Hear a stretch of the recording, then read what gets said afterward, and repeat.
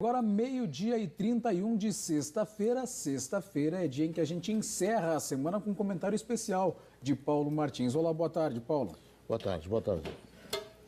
Olha, a mentira é uma depravação. E depravação significa, entre outras coisas, falta de rigidez moral, de decoro. Eu digo isso em razão de estar se avizinhando uma data histórica que dissociados da verdade insistem há anos de chamar de golpe, o golpe de 31 de março, praticado por militares. Nessa afirmação, envolvendo a posição de militares, juntam outra depravação em torno do que se conhece por revolução. E explico. Primeiro, que nem o dia certo do movimento que inspirou a tomada de posição contra a tentativa de implantarem o comunismo do Brasil, os acusadores sabem. E me cabe corrigir esta falsidade, informando que não foi no dia 31 de março. A tentativa de agitar a intenção, depois de dias de bagunças no país, se deu em 1º de abril. No dia 31 de março, num planejamento de agitação, João Goulart e Leonel Brizola deixaram Brasília e se dirigiram para Porto Alegre, iniciando a tentativa de golpe de esquerda. No dia seguinte, 1º de abril, agitação que deram o nome de Campanha da Legalidade, segundo o movimento de resistência que os incipientes de hoje não sabem, ou se sabem, mentem. E teve como líderes não os militares. Não os militares, que ao longo dos anos são atingidos por espetadas de baixaria.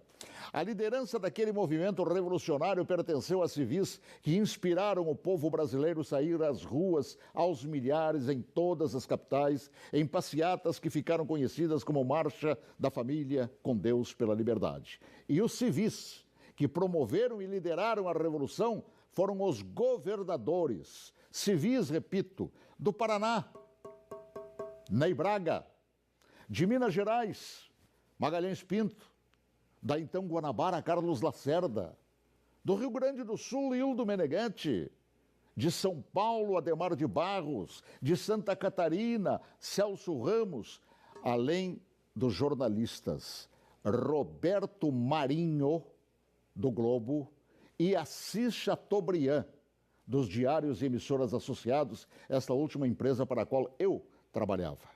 Os militares, diante da pressão desses líderes governamentais e pressão do povo nas ruas, é que, depois de Goulart e Brizola abandonarem tudo e fugirem para o Uruguai, é que, após um breve período de governo de Ranieri Mazzilli, o vice que foi empossado pelo Congresso, é que assumiram o comando da nação por ter o mesmo Congresso decretado vago o cargo de presidente. Ninguém tirou João Goulart de lá.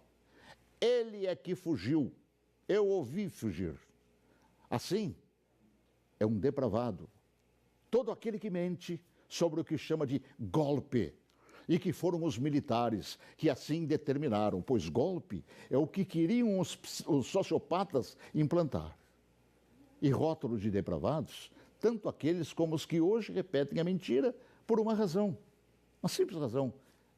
Era eu, o locutor, que foi obrigado a entrar na marra no estúdio da Rádio Farroupilha naquele 1º de abril, conduzido por Goulart e por Brizola. Eu fui sequestrado e testemunha ocular da história, talvez, quem sabe, a última no Brasil, e ali ficado na cadeia de rádio chamada Cadeia da Legalidade. Eu fui nomeado oficialmente por Goulart e Brizola, lendo ofícios redigidos e patrulhados por um bando de agitadores.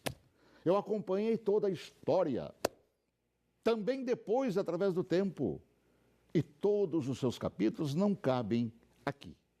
Mas digo mais, todos os jornais brasileiros apoiaram os governadores civis, líderes daquele movimento, assim como apoiaram os militares depois que assumiram para botar ordem no país. Todos os grandes jornais brasileiros, com exceção do chamado última hora. E os militares, após assumirem e resgatarem a ordem atropelada pelo comunismo, transformaram o Brasil, naquela época da 49ª economia do mundo, na 8ª economia do mundo. Assim, pela verdade dos fatos, que se honre neste fim de semana os 55 anos do movimento que evitou nos transformarem numa Venezuela de hoje, na qual o povo não conta nem com papel higiênico.